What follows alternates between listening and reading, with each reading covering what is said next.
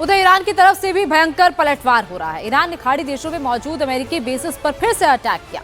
Iran ने Bahrain, Kuwait और Jordan पर भयंकर बमबारी की है। तो वहीं स्ट्रेट ऑफ होर्मुज से गुजरने वाले जहाजों पर भी ईरान ड्रोन और मिसाइल से अटैक कर रहा है।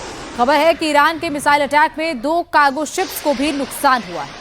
यूएई के रक्षा मंत्रालय ने कहा कि होर्मुज में ओमान के समुद्री क्षेत्र के पास उसके 2 तेल टैंकर्स पर ईरान की 2 क्रूज मिसाइल से हमला किया गया। मोम्बासा नाम के टैंकर पर हुए इस हमले में एक भारतीय क्रू मेंबर की मौत हो गई।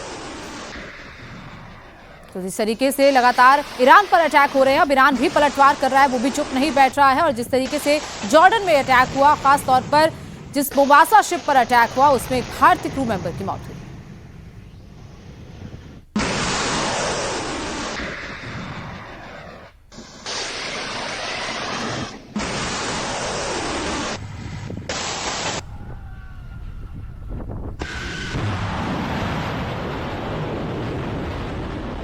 तो मध्य पूर्व में लगातार हालात बिगड़ रहे हैं। ट्रंप ने कल ही दावा किया था कि हॉर्मुज पर अब उनका पूरी तरह से कंट्रोल है, ईरान का कंट्रोल खत्म कर दिया गया है। लेकिन इस दावे के बावजूद और ये भी कहा कि अब वहां से सभी जहाज़ों की सुरक्षित आवाजाही होगी।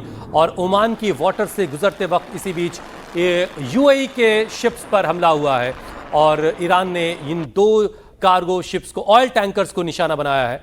मतलब ये कि अभी ये रास्ता सुरक्षित नहीं है और लगातार बिगड़ते हालात के बीच कच्चे तेल की कीमतों में उछाल आ रहा है। और जिस तरीके से ट्रंप ने यह कहा है कि अब इस रूट से गुजरने वाले जहाज़ों पर 20% टैक्स लगाया जाएगा, मतलब 20% टोल वसूलेंगे ट्रंप।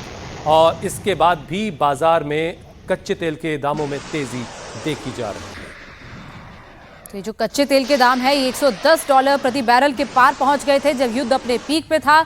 और जिस तरीके से ये पीस डील साइन हुई है और इस पीस डील के बाद ये कच्चे तेल के दाम लगभग $70 प्रति बैरल पर आ गए थे। अब उनमें फिर से उछाल देखा जा रहा है, $79 के पार हो गया है। और अगर इस तरीके से ही ये रिस्ट्रिक्शंस चलती रही, होर्मुज से अगर जहाज़ों के सिलसिला गुजरने का सिलसिला अगर नहीं चला, तो फिर तेल के दाम और बढ़ सकते हैं, जिसके चलते आने वाले दिनों में सिचुएशन और ज़्यादा ख़राब हो सकती है। और ख़ास तौर पर ऑयल, फ्यूल, इन सब के दाम बढ़ेंगे और गैस के दामों में भी बढ़ोतरी आने वाले दिनों में देखी जा सकती है। लेकिन जिस तरीके से डोनाल्ड ट्रंप ये दावा कर रहे हैं कि होर्मुज पर उनका पूरी तरह कब्जा है, 20% टोल उनकी तरफ से वसूला जाएगा, ऐसे में देखना होगा कि आने वाले दिनों में होर्मुज पर सिचुएशन किस तरीके से होती है। क्योंकि ईरान ये लगातार दावा करता है कि होर्मुज पर उसका कब्जा है, लेकिन डोनाल्ड ट्रंप अभी कह रहे हैं कि होर्मुज पर पूरी तरह अमेरिका का कब्जा।